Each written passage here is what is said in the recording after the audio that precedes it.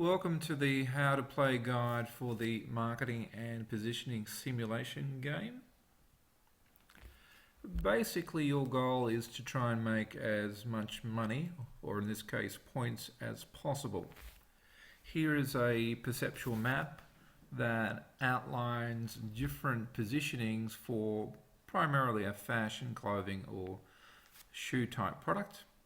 Okay, one attribute, we've got low quality all the way up to high quality, and then we've got the style and look from very basic up to very stylish, very high.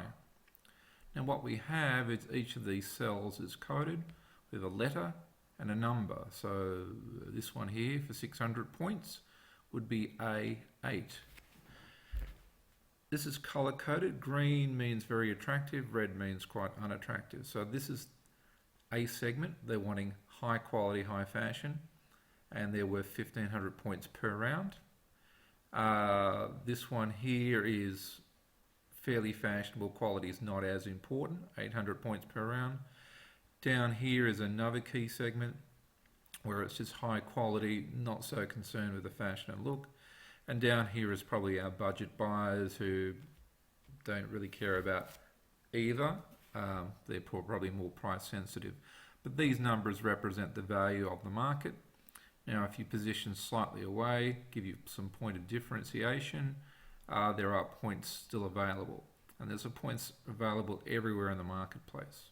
So you start with a generic product that is low quality and low style and look. And your goal is to start here and then decide to position new products, depending on your budget, into attractive areas.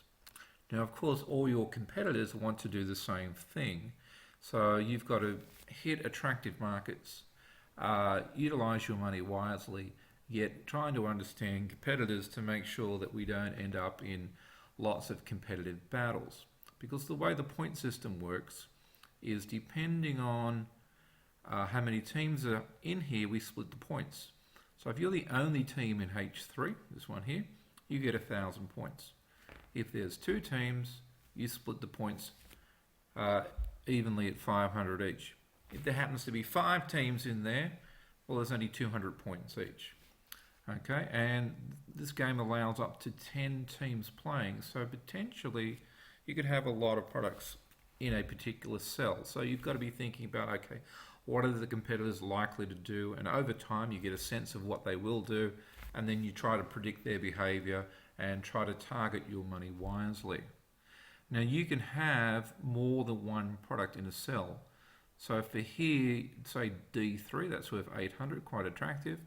You might decide to put 2 products here, which is sort of a defensive mechanism. So if a third player, another team came along with a third product, they would only get 1/3 of the 800 points. Now that's how the points work. There's one more piece of information. Existing products, when they enter a market, will get these points or these points on a shared basis. But existing products get a bonus. So if you're in the market at least 1 year or 1 round, the next round you get 20% of your previous sales. So say you went here in this cell here. Sorry, I went backwards. So you went here in H1, that's worth 300 points. 20% of that is 60. So if you were stay in that cell and nobody managed to compete against you the next round, you would get the 300 plus a 20% bonus, 360. The next time you get the 300 plus 20% of the 360. Okay, so it would edge up slowly. This represents like a price premium or a loyalty advantage that you would have as not being a new product. Okay, so a new brand gets the 300 points. If you're already in there and you've got it before, you get a 20% bonus, okay, of your previous round. Okay, now we've got to work out there are costs involved. This is how the costs work. We start down here with a basic product, and what we're looking to do is to build the products in terms of the fashion or the quality.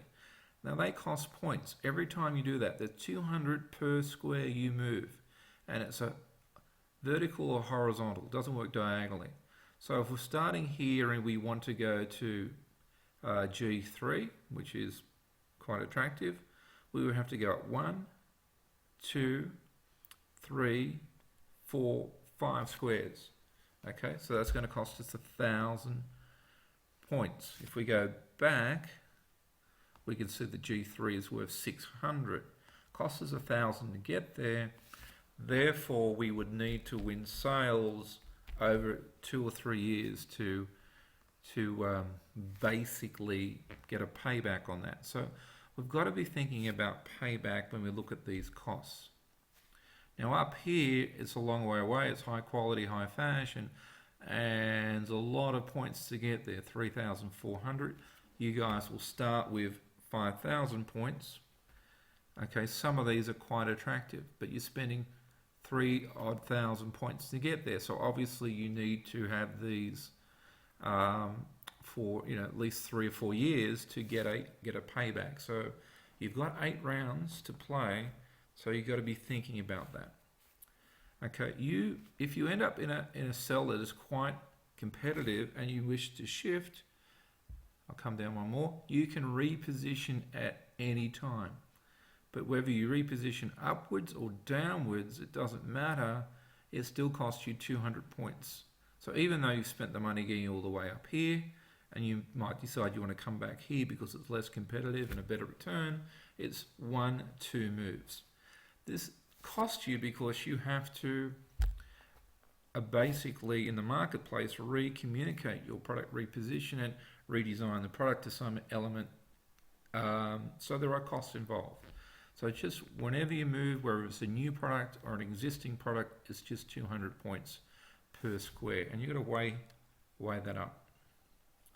Okay, this is the team decision sheet that you have. And you'll have one of these for each round. So basically you fill in your team number, 1 to 10. Once you have that, that won't change.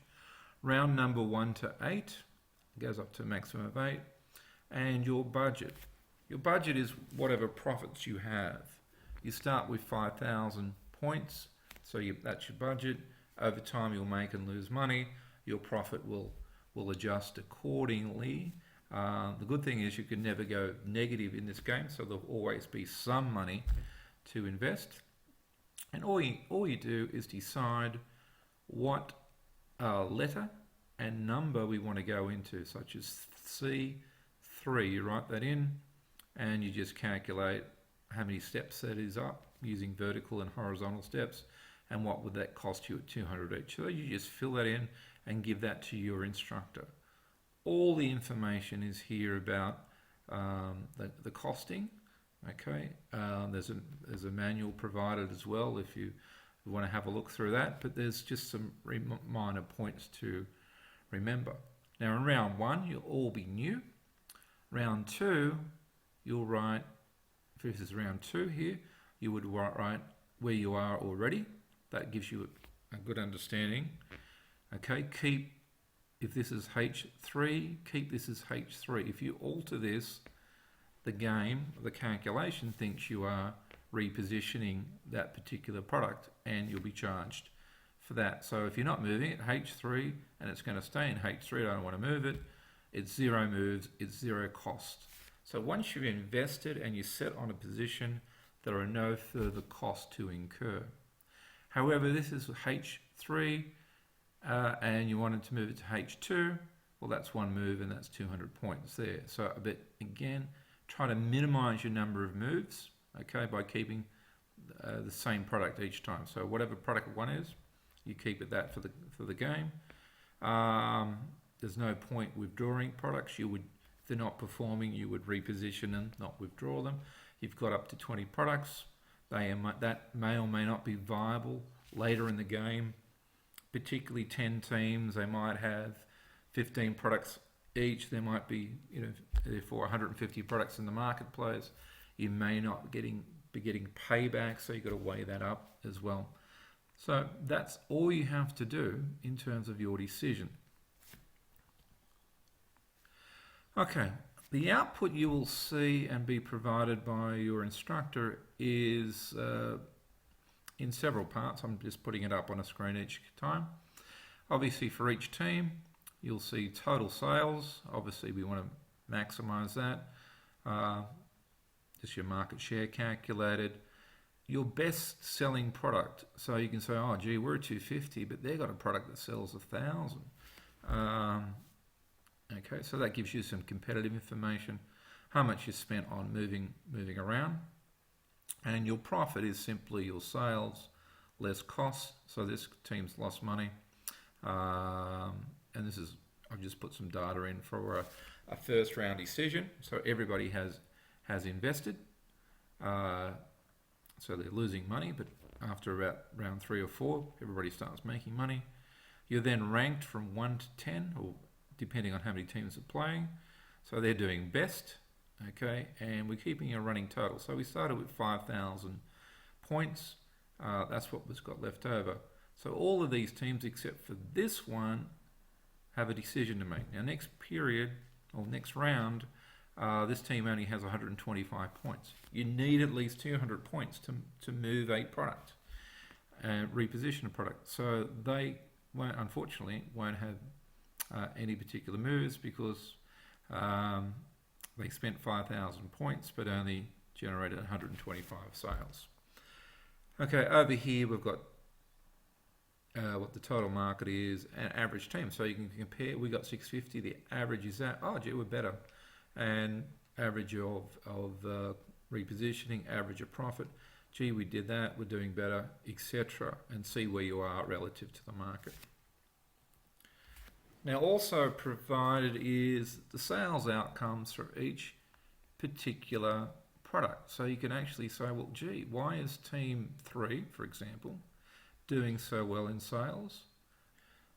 Over here, you also have the list of the top 10 best-selling products. So you can see over time, when we might have a couple of hundred, up to 200 products in the market, be interesting to see who the top 10 is and see how many top 10 products you have. You also have a proportion of